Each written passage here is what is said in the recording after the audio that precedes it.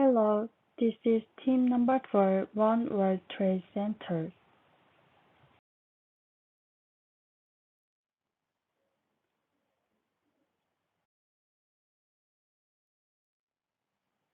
Until last week, we looked into the design of One World Trade Center.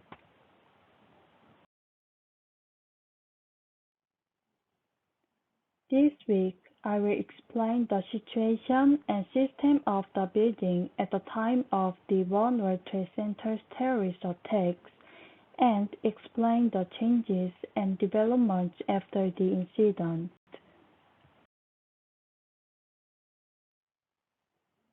First, let's take a look at the situation at the time of the attack.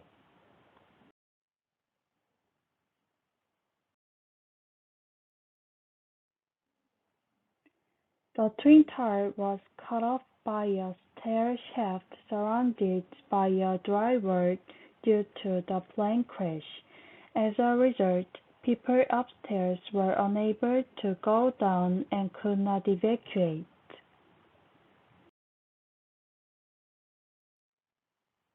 The evacuees below had to wander through smoke and darkness on the stairs.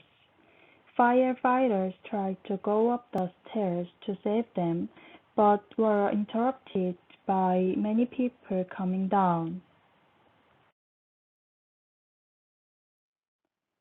Also, when they arrived at the high floor, the wireless equipment was broken, which claimed more lives. The great damage caused during the September 11 attacks was due to the loss of force of the pillars on the plane, causing a series of collapse of the entire structure.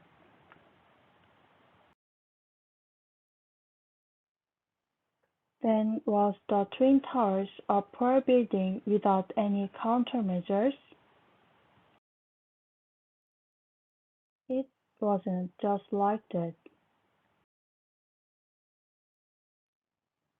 The Twin Towers were equipped with steel structures that tied 8 columns at regular intervals to prevent continuous collapse.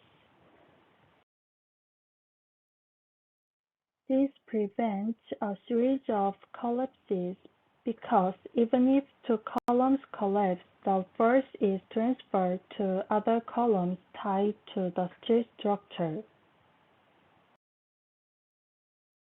Some analysts say that the World Trade Center endured a few minutes until the collapse of the September 11 terrorist attacks because of the steel structure that ties vertical columns to the top floor.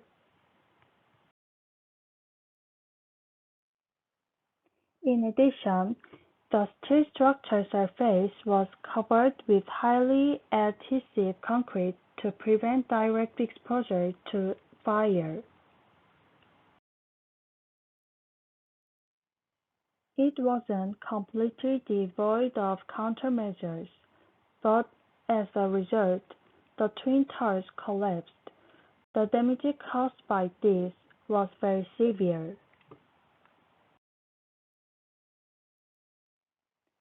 Therefore, the new One World Trade Center has taken various measures and tried to develop further.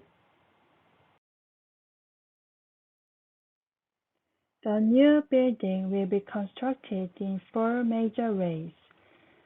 The first is structure change, the second is system and air supply change, the third is fire prevention change, and the last one is vehicle terrorism. First, I am going to explain structure changes. At the time of the attack, there were no side walls in the Twin Towers which isolated people up and down. To prevent this, we tried to prevent this from happening again by setting up strong scores and side walls. Next is about the evacuation route. The width of the stairs has increased by more than 60% from 44 inches to 72 inches.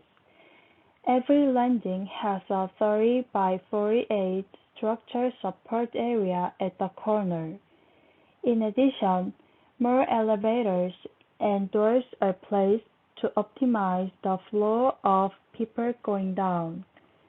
If one of the exits is blocked, alternative routes are provided through the passageway above the lobby, while both evacuation stairs allow direct access to the street. Next, I will talk about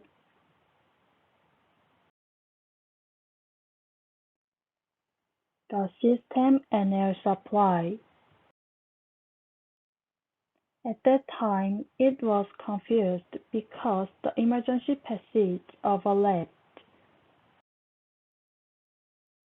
To address this, pressurized stairs and waterproof elevators have been set up for emergency services.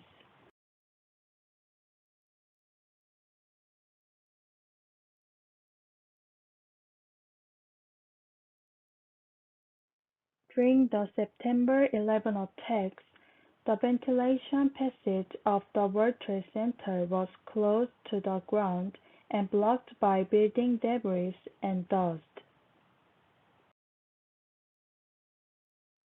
Unlike before, office air is set to enter through the top of the building. It will keep the air clean even if there is a terrorist attack.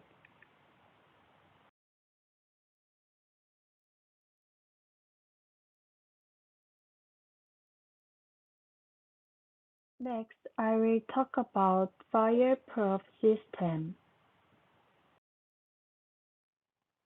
In the event of a fire in a skyscraper, the most important thing to save life is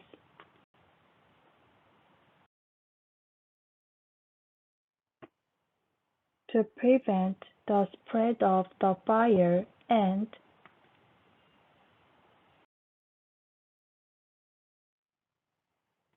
to give passengers extra time to evacuate safely in the event of a fire. To this end, One World Trade Center has established the following methods.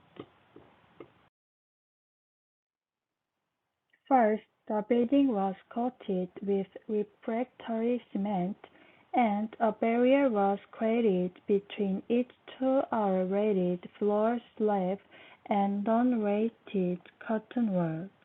The barrier is composed of slag and natural rock melted and turned into a fibrous blanket.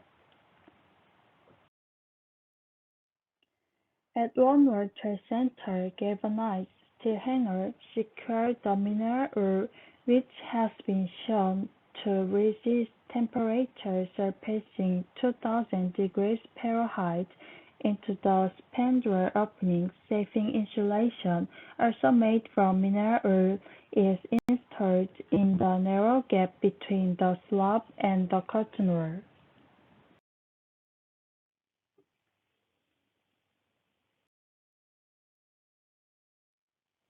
Next, I will talk about terrorism using vehicles. Recently, there have been a lot of biker-based building terrorism, and with this trend naturally, One World Trade Center has prepared countermeasures against vehicle-based terrorism. The fundamental measure is to keep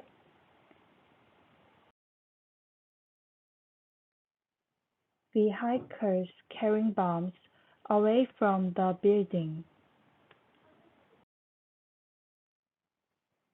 One World Trade Center is located between Beige and West Fulton Street, 28 meters from here's high-traffic West Street. Inspections are conducted to seal off access to bomb vehicles. Beijing and Fulton Streets have completely closed access to bomb vehicles by allowing only registered vehicles to pass through. However, there is a possibility of bomb cars coming in at any time, and there are also building measures. When a car explodes outside the building through the entrance, a structure within a certain range is subjected to shock waves from the explosion. To prevent this, a triple firewall made of reinforced glass was installed inside the first floor to protect the steel structure. This firewall has a structure that prevents debris from splashing when destroyed.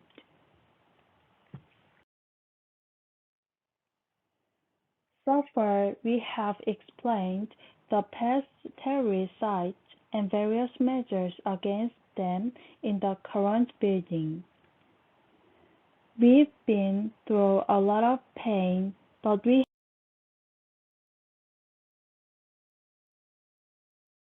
have to be prepared to take no mistake again.